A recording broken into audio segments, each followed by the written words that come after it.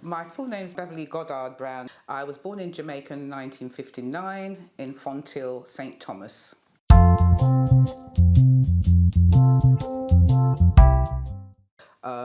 And I have quite a lot of memories from my childhood, really. My household was mainly based with mostly women, like aunts, cousins, and so on. And then loads of other cousins from uncles and aunts. So it was all of us that lived on the land. We had really, I would say, really big land, lots of land.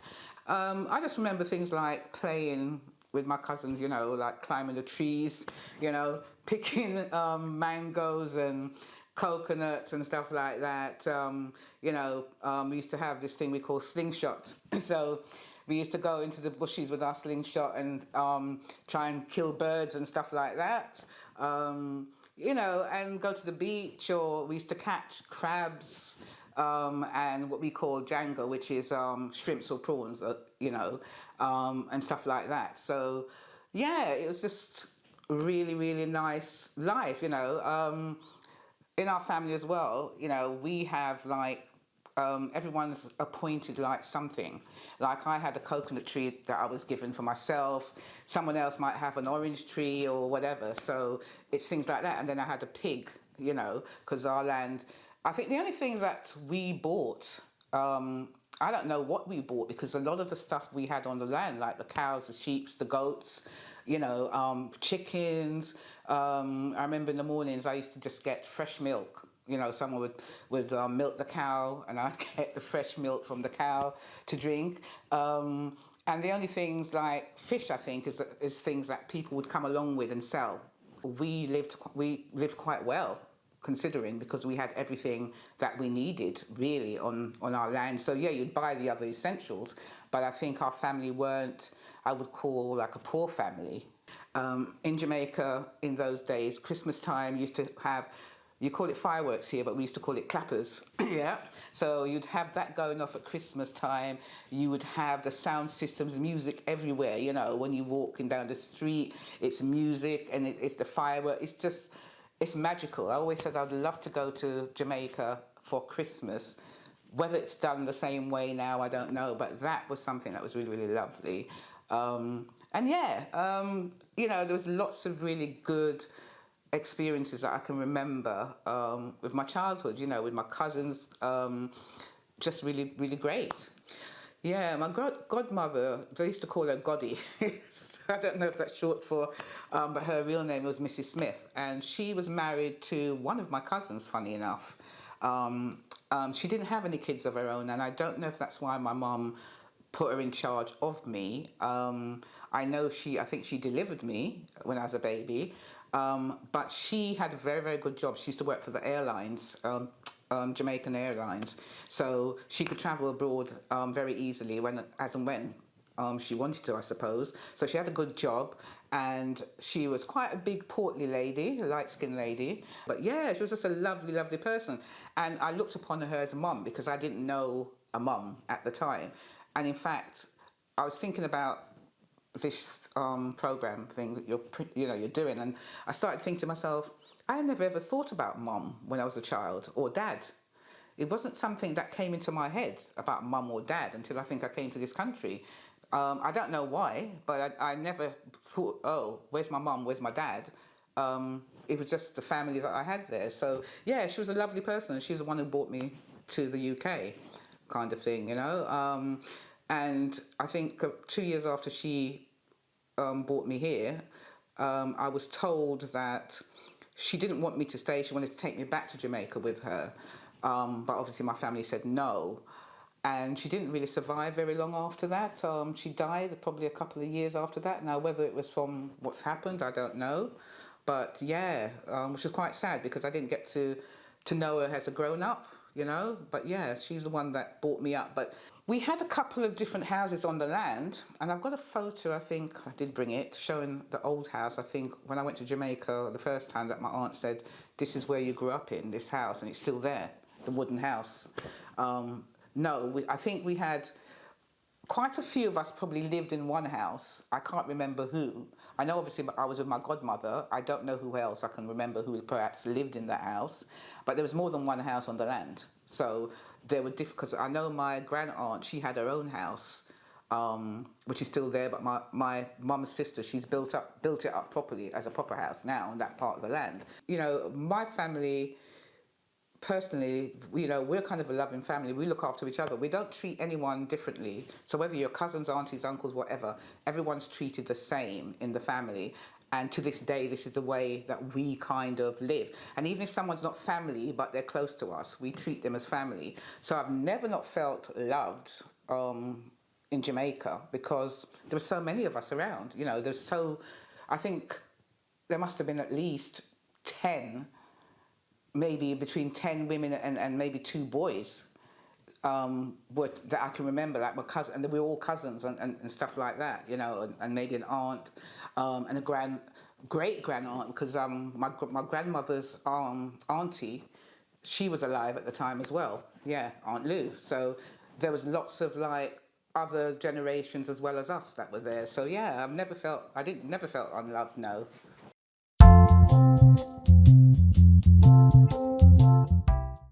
Yeah, I was 9 months old when my parents came to the UK, so I didn't know my mum and dad at all, actually, until I came to the UK. I never even heard of England, you know. I never heard of the UK or anything like that. I didn't even know, to be honest, even when I came here, I didn't even know about any of these other islands. You know, obviously from school, I learnt about people from Barbados, Dominica, Antigua and stuff like that. I never knew about any other islands. So UK, no, because I was a child. I've never heard anybody talking about UK. Obviously, when I came here, I knew I was in the UK, but I had no idea of what I was coming to, or what country I was coming to. I think all I knew is I was going abroad, and that was it, you know. So I never knew whether it's a hot country, it's a cold country. No idea whatsoever. I remember coming off the plane and obviously very little memory, actually. I think from coming off the plane, I just remember reaching where I lived, Holston Road, being there. I don't remember the journey or anything like that. I don't know who came to pick us up, if it was a taxi we got or if it was family member who came to pick me up. I just remember being at the address and being there with my family. I think the only things that I notice is the weather. I think with most of us, you come from a hot climate, and the country's very grey. You know, it's very grey and dark and not like the West Indies, you know, and cold kind of thing. But the cold, I enjoyed the cold, funny enough, because in those days when you had winter, you had winter, you know, and you had all the smog and you had the fog, because in those days the fog was bad. You couldn't even see yards in front of you. That's how bad things were, because they had the coal. You had the coal at the time that you burn in the house, and obviously that made a lot of the smoke worse. So it was very grey. It was a very grey country, really, to me, compared to the shiny, sunny place that I've come from. But I think when you come to this country as a child, it's easier for you to blend in than if you came as an adult. I think because you know more, it's harder probably to relate. I mean, my mum said to me that she didn't really want to be here initially, because she wanted to, you know, to be in Jamaica. She said it was hard. You know, she said that obviously there was racism, you know, obviously for black people and other, like the Irish people, you know, you can't, nobody wants to rent anywhere to you and stuff like that. But I know with my family, they were quite fortunate, because I don't know, obviously you've heard of a partner. Now, when I came here in 1965, my family, they were living in a house with other people, where friends of the family came from the same place in Jamaica as us. So I think they might have done what they call a partner till they had enough money to buy a property for themselves and then rent out rooms for other family members and friends. So when I first came, that's where my grandparents were living with family members who had their own property. And then from there, they bought their own property. So I came here in 65 And my grandparents and my aunts and uncles, they had their own property, where a lot of West Indians, for some reason, up to this day, never had a property. Or I don't know if our family were fortunate or lucky, or they just were smart. I don't know, because obviously in those days you wouldn't have really thought that a lot of black people would have their own properties, because I don't even know if they could get bank accounts and stuff. And maybe that's where the partner came in, where perhaps they couldn't get bank accounts and they saved with each other and then got on the ladder for whatever they wanted to do. But she said it was hard, but we did have somewhere to live as a family, and then other family members lived in the house until maybe they could afford to buy their own properties and move that, and that's how it was. Yeah, my godmother obviously came with me, and to go back a bit from that part, I remember all of my cousins slowly being sent for to come to the UK. I was one of the last ones, and I remember my godmother taking me to Kingston to get my passport. I got my passport with me to show you, and I kind of, when I looked at it, it looks as if I was crying, because I didn't want to come to the UK. And I remember crying. We were going knowing that I'm going to be leaving my family behind.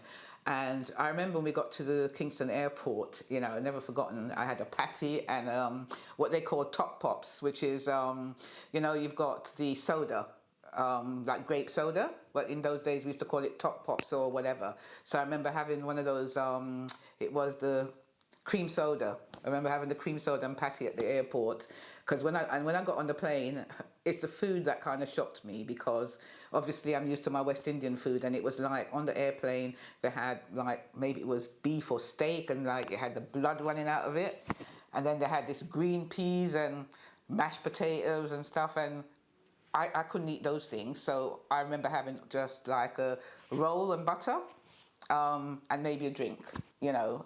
And when I arrived in the country, I think, judging by what my passport says, I came here in June, but it was not summer in June. It was cold, you know. It wasn't hot weather or not, it was cold. And yeah, it was just different, you know. You're coming into like a different environment, everything was new.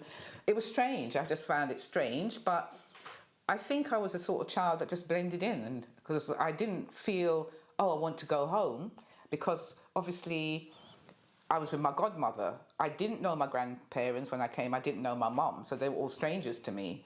But again, I didn't feel, oh, I don't want to be with these people, you know, because my family are quite tight anyway.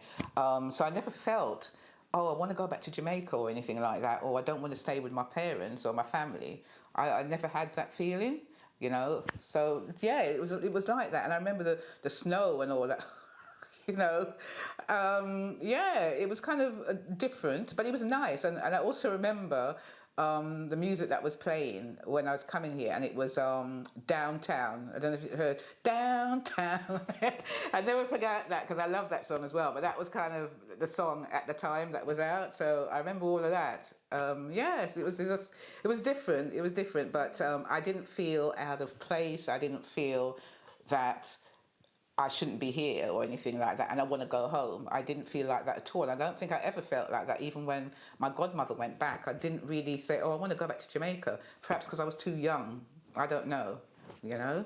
Because we came straight to Harlesden Road in Willesden. That's where my grandparents and my mum was living. I don't think there was enough room perhaps there for us to live in. So my grand aunt, my Auntie Sue, who lived in Nottingham, she had her own house already. We went more or less straight away. I don't know if she spent a couple of days in London and then went straight to Nottingham. So I lived in Nottingham for 2 years at my grand aunt's house with my godmother, and she went back to Jamaica because her husband was already here in the country. So, yeah, because I came back to London in 1967. So she had gone back to Jamaica then. So 2 years in Nottingham and then back to London in 1967. I found out that my mother actually didn't know that I was coming to this country. I only found that out about 2 or 3 months ago, that my mum didn't know that I was coming until I arrived. My godmother just brought me over, and because I think, as I said to you, there was some problems with her husband who was here already. She just brought me over. So I think she brought me over to sort out perhaps her personal situation with the intention of bringing me back. But obviously my parents said, well, not my parents as mum and dad, but my grandmother and my mum and stuff said, no, she can't bring me back now that I'm here. I have to stay. But that's what I found out, and that was only a couple of months ago that my mum didn't even know that I was coming, because I thought they sent for me, but they hadn't sent for me.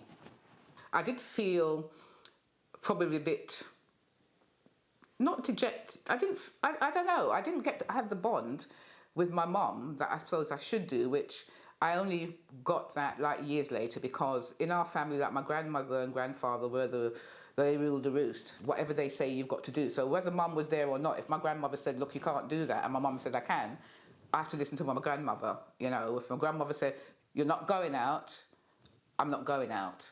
So I had more respect for my grandfather than I had for my mum.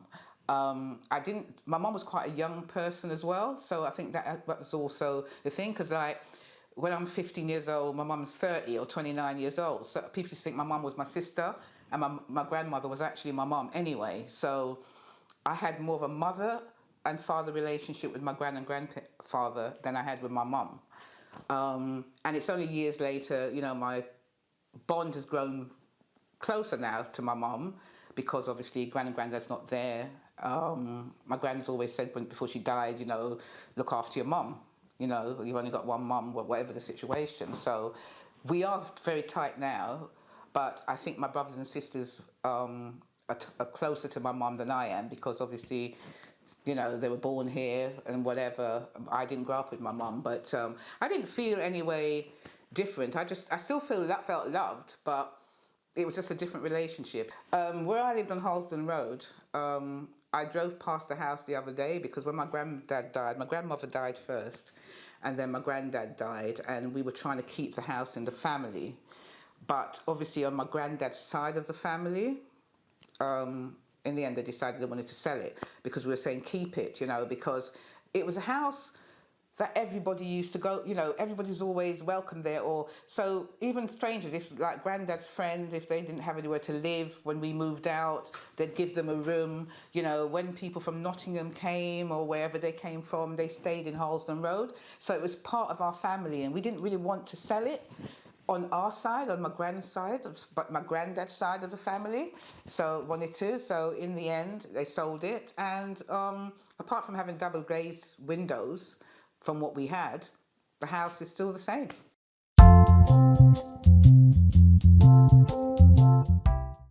When I was living in Nottingham, because obviously I went to school in Nottingham, and where we lived in Nottingham, we just lived around the corner from Sherwood Forest, and my school was like 2 or 3 minutes away on walk. It was a nice school. I kind of enjoyed it, you know. I remember the Christmas carols, and it's so different in Nottingham. The lifestyle in Nottingham is completely different from London. In those days, it's very slow paced. Everything was kind of different, but the people were nice. You know, they were nice, whether they were white or black or whatever, they were nice people. The school was nice. It was, you know, but I do remember stuck in my head that I had this fight with this girl, young girl. I don't know if she called me something derogatory. I don't know if it was something to do with my colour or what it was. All I can remember is that me and her was rolling down this hill from the school. And then obviously my aunt came up. But other than that, school was okay. And then I moved to London, and I went to school in London. My first school was St Andrews in Willesden. Again, not far from where I lived. It was just off Harlesden Road. And it was an Anglican school, a church school. So we had a church and a school more or less across the road. So I went to an Anglican school. And it was nice, because a lot of my friends that I know now from Aylstone and other schools, we all kind of went there as well. And some of us went to Aylstone, not all of us, but some of us went there. But yeah, I enjoyed school. I must admit, I enjoyed school. I used to like the food. I remember the milk and the cheesy biscuits and stuff like that we had. Because we used to have the gold top milk and silver top milk as children, you know, in the bottles at the time. I didn't really like the gold top, but yeah, that's what we used to get. As in those days, you used to get a bottle of milk in the morning as children, and you used to get biscuits. You know, that doesn't happen anymore, but that's how it was, you know. And the school dinners, I used to like the school dinners. So even though I was Jamaican, I did start enjoying the school dinners, because that school dinners at that school was lovely, or the pies and stuff. And it was a nice school. I know in junior school, we had, what do they call it? Is it 11? I don't know if they had the 11. I think they had 11 plus at the time that you can take to see what schools you're going to go in, or what class and whatever. I don't know. Remember if I did the 11 plus. I know that the schools that I wanted to go to, I wanted to go to Wilson High for some reason, but my mum said no, because it had a bad reputation. And in the end, I ended up going to Chamberlain. But I was in my secondary school. I was in the first four classes are the highest classes. I was in one of those. So obviously, academically, I was okay, you know. And obviously there were certain teachers that pushed, you know, knew that you were okay at stuff. I don't know if you'd call it push, because they were very strict in those days. You know, that's the days when you used to get the cane and the rulers and stuff like that. So they didn't mess around. But I was pretty okay in most of my subjects at school. I was okay, quite good at English and languages. I was okay at French and stuff like that. I can remember some of the teachers' names and stuff like that. But whether they encouraged you or told you off, I can't remember if I can say there was anyone that stuck in my mind to say they encouraged me. My family encouraged me educationally because my granddad, he's the type of person that as soon as you can talk and walk, he starts to teach you. We used to have a blackboard in Willesden, in my house in Harlesden Road.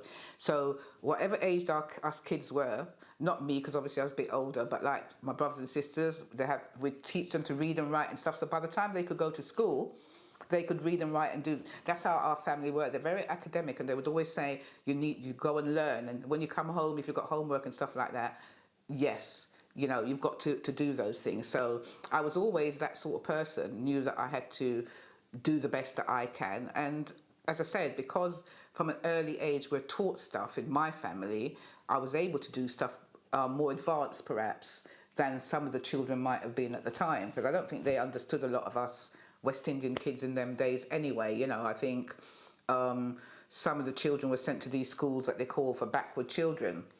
Because I remember my cousin, well, not my cousin, my uncle, he was sent to one of these schools, and I don't even know if it's because educationally he wasn't on par, or maybe it was his behaviour or what, but he had to go to one of these schools in the 60s, 70s, well, 60s I would presume it would be, yeah.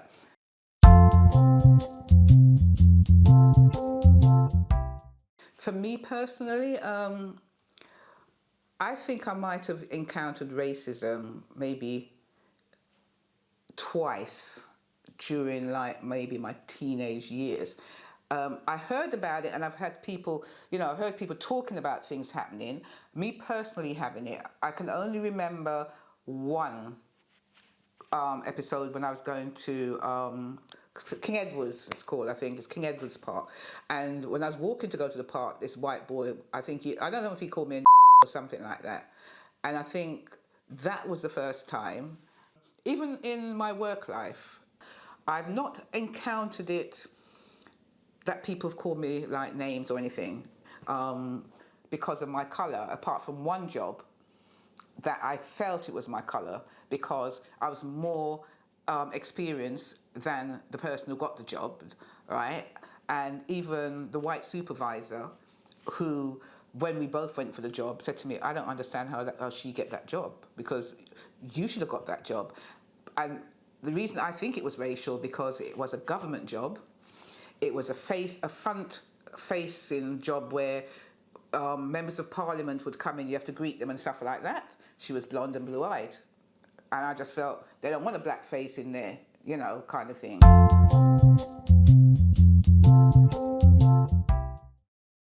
I didn't go back to Jamaica until 1996.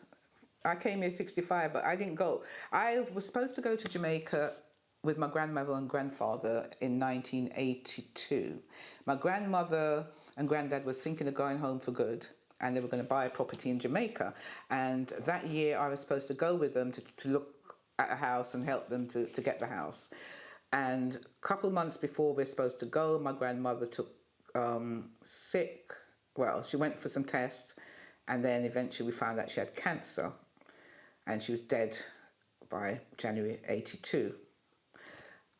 So we couldn't go to Jamaica. It still upsets me because, you know, but we couldn't go to Jamaica, and I lost my grandmother um, at the time. Still upsets me. I'm sorry. Yeah, she was supposed to. We were supposed to go and look for a house and go in August for holiday, and yeah, it was a shock. Within less than a year, she was gone, and my grandfather. There was no point in my grandfather going back to Jamaica on his own. So yeah, yeah, yeah.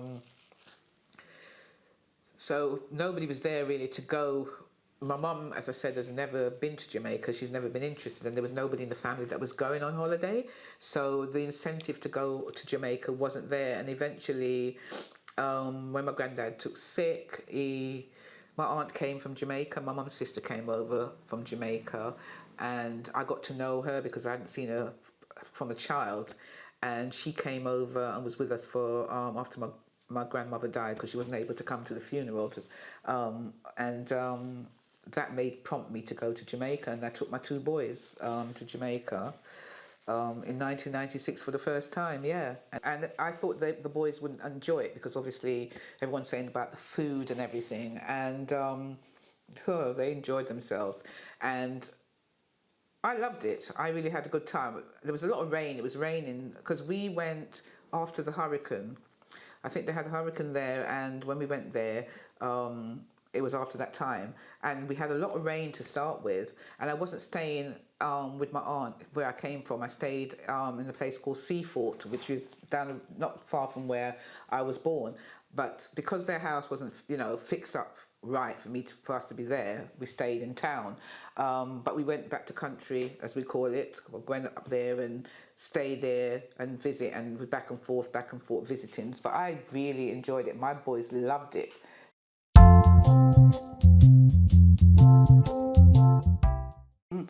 Yeah, I think the Windrush scandal was terrible. I don't think it should have happened at all.